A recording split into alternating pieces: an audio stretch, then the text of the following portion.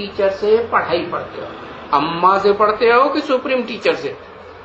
हाँ, supreme teacher से पढ़ाई पढ़ते हो। क्या अम्मा और सुप्रीम टीचर अलग अलग हैं? है?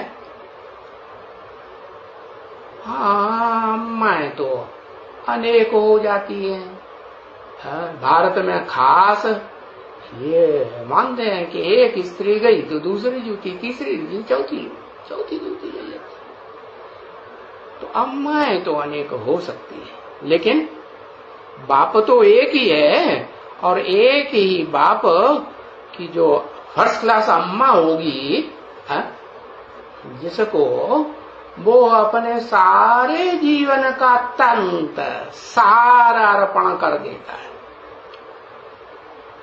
कौन? हाँ, पति अर्पण करता है ना माताओं को अपना जो देह का, अपनी आत्मा का, मन बुद्धि का जो सार है, क्या है? हाँ, सार है ना, मक्खन है, वो अर्पण कर देता है, सौंप देता है। तो सबसे पहले किसको सौंपता है? पहली माता को, दूसरी को, तीसरे को, चौथी, पांचवी को, किसको सौंपता है? हाँ, कहेंगे जिसे पहली माता को सौंपता है वो है परम ब्रह्म।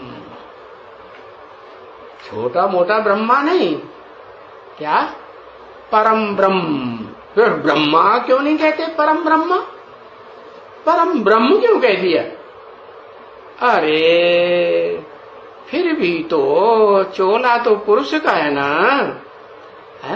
स्वभाव संस्कार से पलटने की बात है, माता के रूप में सहन शक्ति धारण करने की बात है। तो माता के रूप में सहन शक्ति धारण कर ली, माने परम ब्रह्म लोक तैयार हो गया।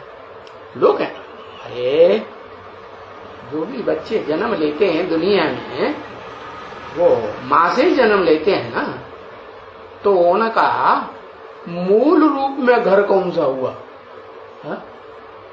अम्मा हुई कि नहीं? हाँ, तो लोक हुआ ना। हाँ, वही उनका संसार है शुरू का, कि कोई दूसरा संसार? आत्मा जब गर्भ में आती है तो वही उसका संसार है ना। तो बताया, हाँ,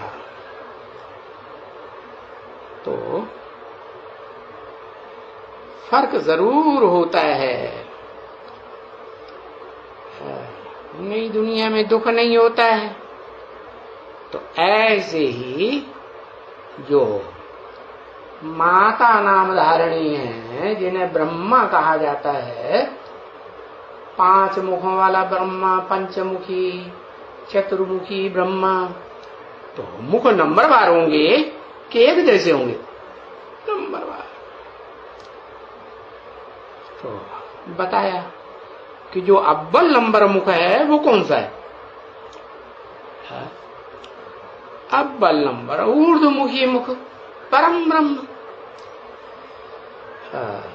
तो बताया उस परम ब्रह्म लोक में शांति ही शांति है।